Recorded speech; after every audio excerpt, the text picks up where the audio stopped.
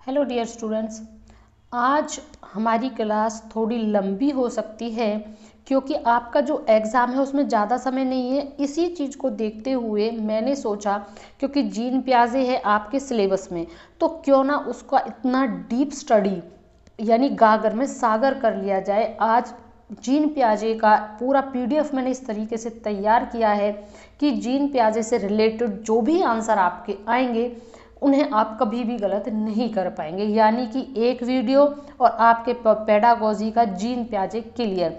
बस पेशेंस के साथ बने रहिएगा और ध्यान से समझते चलिएगा, सुनते चलिएगा। आगे अब इसमें इनके सिद्धांत में हम जीन प्याजे के संज्ञानात्मक विकास के सिद्धांत समझना बहुत ज़रूरी है मेरे बच्चों, क्योंकि इन सभी के सिद्धांत हैं और हम कहीं ना कहीं कंफ्यूज हो जाते।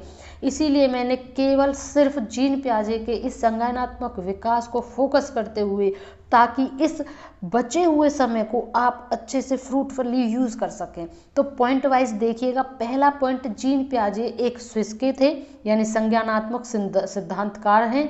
वह एक क्रांतिकारी रचनावादी हैं। क्रांतिकारी रचनावाद का अर्थ क्या होता है? उसका अर्थ होता है कि अधिगम का निर्माण शिक्षार्थी द्वारा किया जाता है और सभी ज्ञान शिक्षार्थी की संज्ञानात्मक संरचना पर निर्भर करता है। सेकंड पॉइंट कहता है कि उनके अनुसार बच्चे सक्रिय शिक्षार्थी हैं। जो जीन प्याजे कहते हैं उनको नोट करना है आपको कि सक्रिय शिक्षार्थी हैं और वे सक्रिय रूप से पर्यावरण में क्रियाकलापों को करके अपने ज्ञान का निर्माण अपने आधार पर करते हैं। उन्होंने बच्चे को नन्हे वैज्ञानिक कहा है। तो नन्हे वैज्ञानिक किसने कहा है? जीन प्याजे ने कहा है। आगे कहते हैं कि उन्होंने संज्ञानात्मक विकास को मस्तिष्क और तंत्रिका यंत्र के विकास के परिणाम के रूप में देखा, साथ ही साथ ऐसे अनुभव जो व्यक्ति को उसके पर्यावरण के अनुकूल होने में सक्षम बनाते हैं। अगला है कि प्याजे के अनुसार अवस्थाएं नियत हैं, यानी कि अवस्था जो है वो नियत हैं और उनके अनुसार बच्चे वयस्कों जितना ही चिंतन करते हैं, परंतु उनके चिंतन की शैली भिन्न होगी। उदाहरण के लिए एक बच्चा और एक वयस्क के मस्तिष्क में 1000 विचार हो सकते हैं। हालांकि ये विचार अलग अलग होंगे, जैसा कि एक बच्चा टूटे हुए खिलौने के बारे में सोच सकता है जबकि एक वयस्क ब्रेकअप के बारे में सोच सकता है। यानी कि दोनों के सोचने का जो टॉपिक होगा ना वो अकॉर्डिंग टू द एज होगा, क्योंकि बच्चे का जो एज है वो उसमें अपना खेल खिलौने तक सीमित है और जो एज आप जानते हैं टीनेजर की एज में क्या क्या इश्यू होते हैं, उसके बाद क्या इश्यू होते हैं। तो जो उसकी एज में फाइटिंग वाले इश्यू होते हैं ना, वही उसके चिंतन का विषय होता है। अब आप समझ गए होंगे ना। आपके लिए ये बहुत इंपॉर्टेंट क्लास है, यकीन मानिएगा। बस आप बहुत ध्यान से सुनते रहिए इसे। संक्षिप्त में, बच्चों के विचारों की मात्रा वयस्कों के समान है और विचारों का गुणवत्ता अलग है। अब इन्होंने जो प्याजे ने अवस्थाएं दी थी उनकी विशेषताएं देख लेते हैं कि प्याजे की अवस्थाओं की आधारभूत विशेषताएं क्या थीं। तो उसमें पहला पॉइंट है कि प्याजे द्वारा दी गई अवस्थाओं की निम्नलिखित विशेषता में पहले अवस्थाएं विकास का एक सामान्य सिद्धांत प्रदान करती हैं, यानी नॉर्मल सिद्धांत प्रदान करती हैं, जिसमें संज्ञान के सभी पहलू एक एकीकृत ढंग से समान पथ का अनुसरण करते हुए परिवर्तित होते हैं। दूसरा, अवस्थाएं अपरिवर्तनीय हैं, यानी अवस्थाएं जो हैं उनको बदला नहीं जा सकता, परिवर्तन नहीं किया जा सकता, वे हमेशा एक निश्चित क्रम में होती हैं, ये जीन प्याजे कहते हैं, और कोई भी अवस्था छोड़ी नहीं जा सकती। ये देख लीजिए आप। अगला है कि अवस्थाएं सार्वभौमिक हैं, वे हर स्थिति में बच्चों की विशेषताओं को दर्शाती हैं। तो अपरिवर्तनीय बताया है, यानी कि अवस्थाएं परिवर्तन नहीं हो सकते, वो एक निश्चित क्रम में चलती हैं, ये जीन प्याजे कहते हैं, और अवस्था छोड़ी नहीं जा सकती। अब अगला देखते हैं कि प्याजे के सिद्धांत के प्रमुख संप्रत्यय क्या हैं। संप्रत्यय में है कि प्याजे ने संज्ञान की प्रक्रिया को समझाने के लिए कुछ पदावली प्रदान की, यानी एक नाम दे दिया उन्होंने। जो संज्ञान की प्रक्रिया थी ना बच्चों, उसको समझाने के लिए उसको पदावली प्रदान की, जैसे कि स्कीमा। अब आप सोच ले लो, कई बार स्कीमा शब्द आ जाता है, तो किसका है? वो जीन प्याजे का है। स्कीमा पदावली नाम दिया, अनुकूलन दिया, आत्म सातकरण दिया और समायोजीकरण और संतुलीकरण, ये उन्होंने पदावली प्रदान की किसमें? संज्ञान की प्रक्रिया में। जो संज्ञान का सिद्धांत इन्होंने दिया उसमें इन शब्दों को, इन पदों को जो दिया गया है वो जीन पियाजे द्वारा दिया गया है। Once again I repeated, schema, अनुकूलन, आत्मसातकरण, समायोजीकरण, संतुलीकरण इन्होंने दिया है। तो इनका सिद्धांत है संज्ञानात्मक विकास का सिद्धांत, जीन पियाजे का हम पढ़ रहे हैं। अब स्कीमा में क्या है उसको देख लेते हैं। स्कीमा में है कि पियाजे के अनुसार संपूर्ण अधिगम और ज्ञान बच्चों में जन्म से विद्यमान आधारभूत मानसिक संरचना यानी आनुवंशिक रूप से विरासत में प्राप्त और विकसित होता है और पर आधारित होता। स्कीमा को सूचना के अनुभाग अथवा बुद्धिमान व्यवहार के निर्माण खंड अथवा ज्ञान को व्यवस्थित करने की एक विधि के रूप में संदर्भित किया जाता है। स्कीमा ज्ञान की श्रेणियां हैं जो हमें दुनिया की व्याख्या करने और उसे समझने में मदद करती है। तो स्कीमा को क्या बताया है? एक ज्ञान की श्रेणी है, यानी नॉलेज का एक श्रेणी है जो हमें दुनिया की व्याख्या करने और उसे समझने में मदद करती है। यानी कि हम एक स्टेज कह सकते हैं इसको, नॉलेज का एक स्टेज है जो कि हमें मानसिक संरचना जो है हमें आनुवांशिकी से पहले से ही विरासत में मिलती है और बुद्धिमान व्यवहार के निर्माण खंड और ज्ञान को व्यवस्थित करने की एक विधि है। अगला अनुकूलन में ये क्या कहते हैं? बच्चे अपनी स्कीमा विकसित करते हैं और निरंतर अपने पर्यावरण के अनुकूल होते हैं। पियाजे ने अनुकूलन को मौलिक जैविक प्रक्रिया के रूप में वर्णित किया है। तो पियाजे ने अगर कहने लगे कि अनुकूलन को कैसे किया है वर्णित, तो पियाजे ने अनुकूलन को मौलिक जैविक प्रक्रिया के रूप में वर्णित किया है। सभी जीवित प्राणी एक तंत्रिका तंत्र या मस्तिष्क के बिना भी अनुकूलन करते हैं। जितने जीवित प्राणी हैं अगर उनमें तंत्रिका तंत्र नहीं है, नर्वस सिस्टम नहीं है और ब्रेन नहीं है तो भी अनुकूलन करते हैं। मनुष्य पर्यावरण के साथ अनुकूलन करते हैं और उनकी सोच भी उनके द्वारा अनुभव किए जाने वाले परिवर्तनों के अनुकूलन में होती है। इन परिवर्तनों से मानसिक स्कीमा में परिवर्तन होता है, यानी कि अगर परिस्थिति जो है, पर्यावरण जो है उसमें अनुकूलन में होता है और उनमें कोई परिवर्तन होता है तो स्कीमा में भी परिवर्तन होता है। दो आधारभूत प्रक्रियाएं जो कि आत्मसातकरण और समायोजीकरण अनुकूलन में ही शामिल हैं। अब आत्मसातकरण जो है पहले से मौजूद हमारे स्कीमा में जो नई जानकारी ग्रहण करने की प्रक्रिया को हमारे स्कीमा में पहले से ही मौजूद है, उसको ग्रहण करने की जो प्रक्रिया है उसको आत्मसातकरण के रूप में जाना गया। अब समायोजीकरण, जैसा कि इसके नाम से पता चल रहा है, एडजस्टमेंट।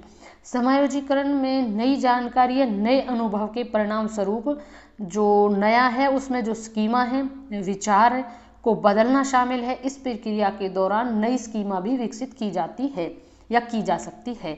तो इसके जो समायोजीकरण है जिसमें आप एडजस्ट हो रहे हैं, नए किसी भी एनवायरनमेंट में आप एडजस्ट हो रहे हैं, तो जो हमारे ब्रेन में पहले से ही जो स्कीमा बना, जो कि जीन पियाजे ने अपना एक नाम दिया उसको, संज्ञानात्मक विकास की स्टेज में एक स्कीमा नाम दिया, तो जो वो स्कीमा है ना जो हमारे पहले से ही मौजूद था वो नई परिस्थिति में नए स्कीमा भी विकसित कर सकता है, यानी अपना एक नया नॉलेज ग्रहण करने का एक अपना अलग से फोल्डर का समझ लीजिए आप उसे। आगे है संतुलीकरण। पियाजे के अनुसार सभी आत्मसातकरण और समायोजीकरण के बीच संतुलन बनाने का प्रयास करते हैं, जिसे एक तंत्र के द्वारा प्राप्त किया जाता है, जिसे पियाजे संतुलीकरण कहते हैं। यानी कि अब जो आत्मसातकरण किया और समायोजीकरण किया, इन दोनों के बीच अगर हमें संतुलन बिठाना है और उस संतुलन को बिठाने के लिए संतुलीकरण का प्रयोग होगा। उन दोनों को आप कर रहे हैं तो वो तो संतुलीकरण इसके नाम से ही स्पष्ट है। अब अनुकूलन की प्रक्रिया में बच्चे को अपने अनुभव के बेहतर और अधिक परिष्कृत ज्ञान के लिए अभिप्रेरित किया है। ये सभी प्रक्रियाएं एक बच्चे के अनुभव, क्रियाकलाप, सामाजिक अंतःक्रिया, परिपक्व होने की जैविक प्रक्रिया से प्रभावित होते हैं। यानी ये जो भी स्टेजेस हमने बताई वो उनके अनुभव, एक्सपीरियंस पर जो एक्टिविटी वो करता है, जो समाज में रहकर जो इंटरेक्शन वो करता है, जिस तरीके से वो मैच्योर होता है एक बायोलॉजिकल एनवायरनमेंट में, ये सब चीज़ें इस चीज़ को प्रभावित करती हैं। इसका भी आपको ध्यान रखना है। यानी उसका स्कीमा है, अनुकूलन है, ये सभी जैविक प्रक्रिया परिपक्वता की ओर जाते हैं तो ये सब प्रभावित होते हैं। अब देख लेते हैं हम SPCF यानी कि संज्ञानात्मक विकास की अवस्थाएं। तो 4 दी हैं। जीन पियाजे ने ये कितनी दी हैं बच्चों? 4 अवस्थाएं दी हैं। पहली संवेदी गामक अवस्था जो कि जन्म से 2 वर्ष की दी है, नोट करना है इसको, सबकी अलग अलग है। जीन पियाजे मोस्ट इंपॉर्टेंट है, उसमें से क्वेश्चन आने ही आने हैं, तो इसीलिए मैंने स्पेशल आज के इसके इंपॉर्टेंट को सभी को हेडिंग के तौर पे तैयार करके और उसको क्लियर किया है, क्योंकि जब हम क्वेश्चन करते रहते हैं ना तो कई बार उन क्वेश्चन में ऐसा मिसमैच बैठता है कि हम कंफ्यूज होने लगते हैं, तो इससे सारा कंफ्यूजन क्लियर होगा। दूसरा उन्होंने दिया था पूर्व संक्रियात्मक, यानी जो संक्रियात्मक से पहले की स्टेज होती है जो कि 2 से 7 वर्ष की है। और फिर दिया है मूर्त संक्रियात्मक अवस्था जिसका एज क्राइटेरिया 7 से 11 वर्ष का है। और अगला दिया है औपचारिक संक्रियात्मक अवस्था जो कि 12 और उससे अधिक है। ये 4 स्टेजेस उन्होंने दिए हैं जिसको SPCF आप समझ सकते हैं। आगे है संवेदी गामक अवस्था जो कि पहली थी और जन्म से 2 वर्ष तक होती है। बच्चे अपनी ज्ञान इंद्रियों के माध्यम से स्पर्श, आस्वादन, श्रवण, दृष्टि, बोध, संवेदन से दुनिया की जानकारी प्राप्त करता है। ये आप सभी को पता होगा, आपके घर में भी बच्चे होते हैं तो आप देखते हैं कि वो किस प्रकार से ज्ञान लेता है अपनी इंद्रियों के माध्यम से। छुआ किसी चीज को, है ना, आवाज सुनी, देखना, कोई संवेदना हुई, यानी कभी क्रोध आ रहा था तो क्रोध पर कैसा रिएक्ट कर रहा था, तो बच्चा इन सब चीजों को नोटिस करता है। तो इस अवस्था में भी उन्होंने उपावस्था को किया 1 माह में जो होता है।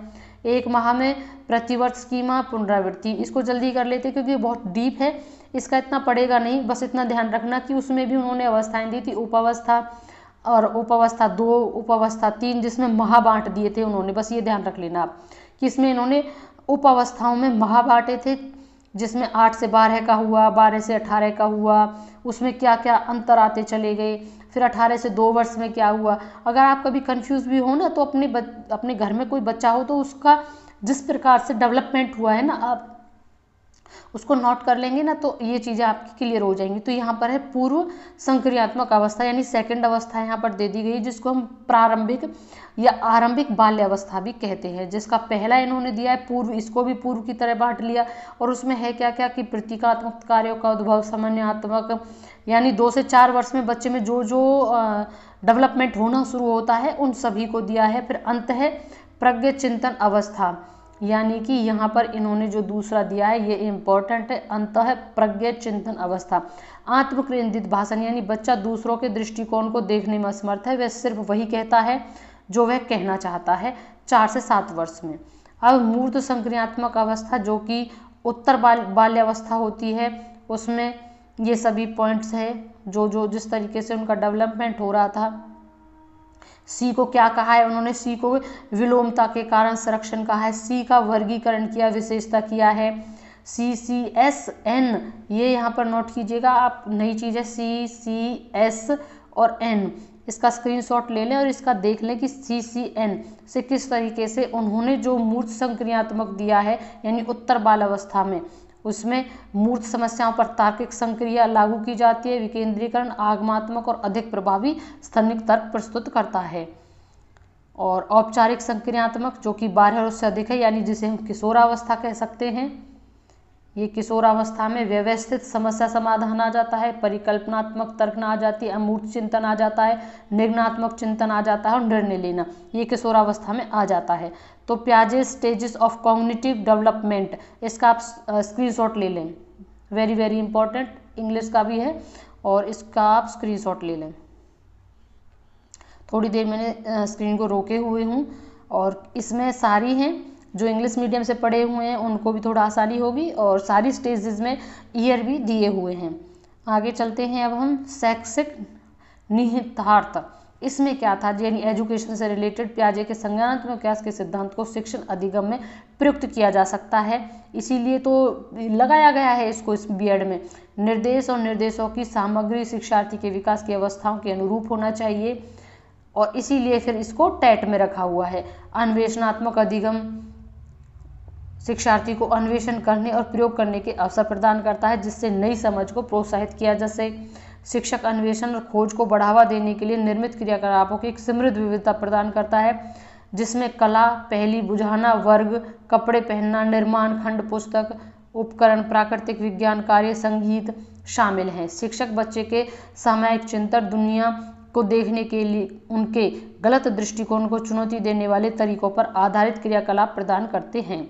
यानी पियाजे के सिद्धांत के अनुसार सभी बच्चे विकास के एक ही अनुक्रम से गुजरते हैं।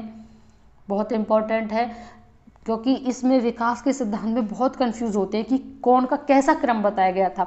तो पियाजे ने जो विकास का बताया ना क्रम, वो सभी बच्चों के एक ही अनुक्रम से गुजरते हैं, लेकिन उनकी दर अलग अलग होती है।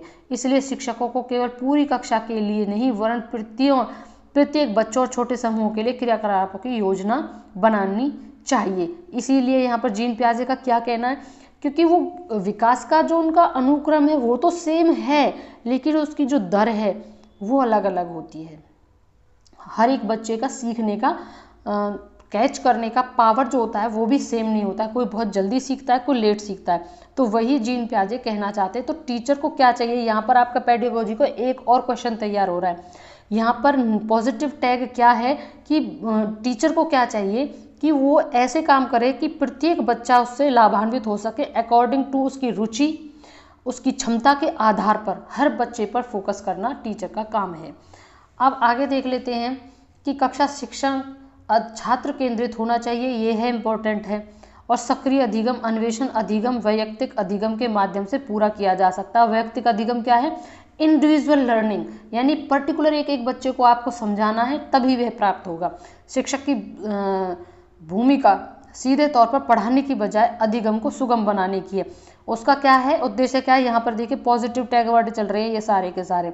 शिक्षक की भूमिका सीधे तौर पर क्या है, पढ़ाने की बजाय अधिगम को सुगम बनाने की। पढ़ाना इतना नहीं है, जो लर्निंग है उसको आसान करना उसका मेन काम है, भूमिका है।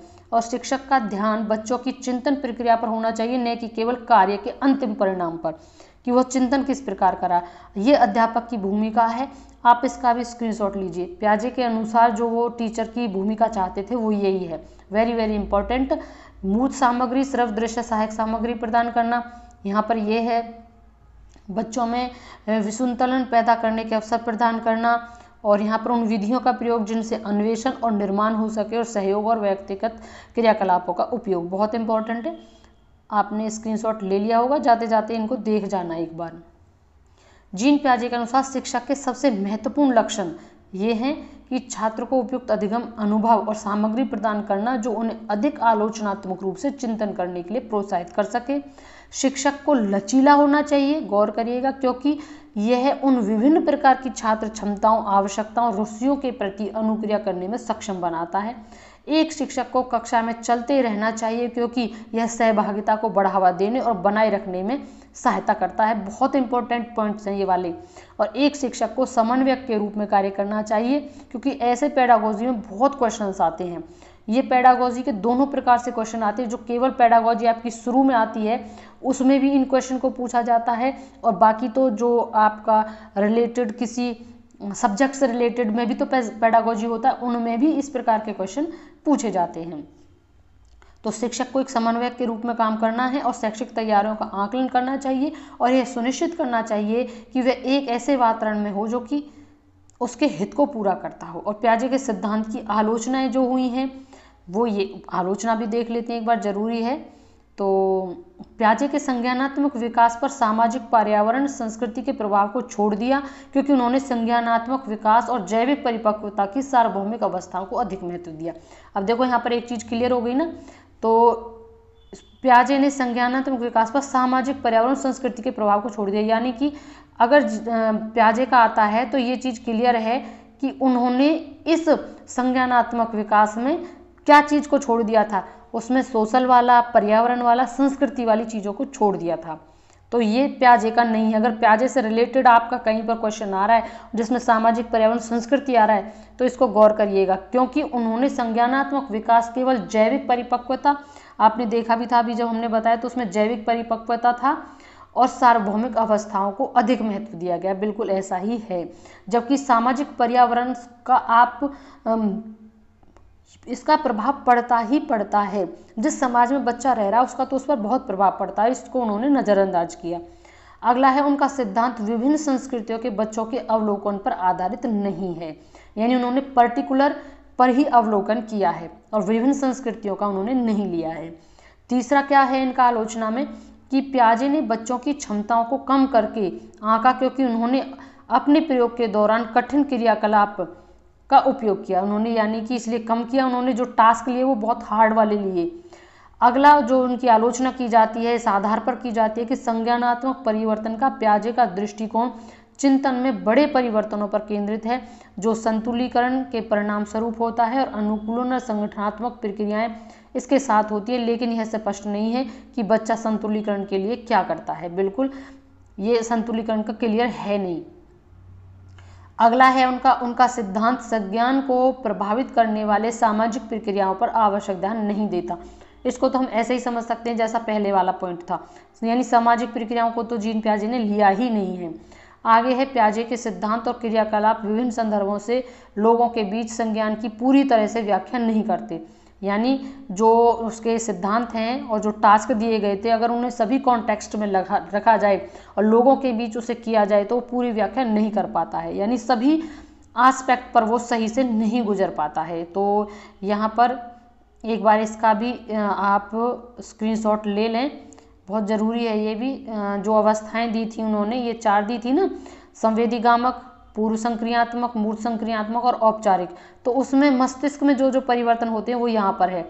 इंद्रियां शिक्षक हैं और प्रतिवर्ती क्रियाएं ये इनका मेन है। इसका स्क्रीनशॉट ले लें और इसको जरूर एक बार देख लेना आप। इन अवस्थाओं का मस्तिष्क में जो परिवर्तन होता है, ये स्मरणीय बिंदु हैं, ये आपको याद करने हैं। यहाँ पर साफ लिख भी दिया है स्मरणीय बिंदु, इनको याद कर लें, इन अवस्थाओं में क्या क्या परिवर्तन है। और फिर ये स्मरण युक्ति हैं जो जीन पियाजे की हैं, इसको भी आप अच्छे से देख लें, इंग्लिश में करके एज के अकॉर्डिंग दिया हुआ है। पियाजे स्टेजेस ऑफ कॉग्निटिव डेवलपमेंट का है, यहाँ पर सेंसरी मोटर स्टेज का, बर्थ 2 ईयर्स का यहाँ पर भी दिया, ये है, और इनका ईयर भी है। ये भी आपके लिए बहुत हेल्पफुल रहेंगी। ये भी स्मरणीय है। यहाँ पर स्मरण युक्ति, यानी कि अगर आप इन चीज़ों को याद करते हैं तो आप जीन पियाजे के बहुत नज़दीकी वाले सभी क्वेश्चंस को आप अटेम्प्ट कर पाएंगे। आगे की स्ट्रेटजी में अब हम ये करेंगे कि क्योंकि जो 2-3 दिन रह गए हैं, 2-3 दिन की स्ट्रेटजी किस तरीके से इतना की जाए कि आपका सीटेट का ज़्यादा से ज़्यादा सिलेबस कवर हो सके और बहुत ज़्यादा क्वेश्चन किए जा सके। तो पूरा CDP एक साथ महा मैराथन लेके आने वाले हैं, बने रहिएगा। Thank you and thanks for watching.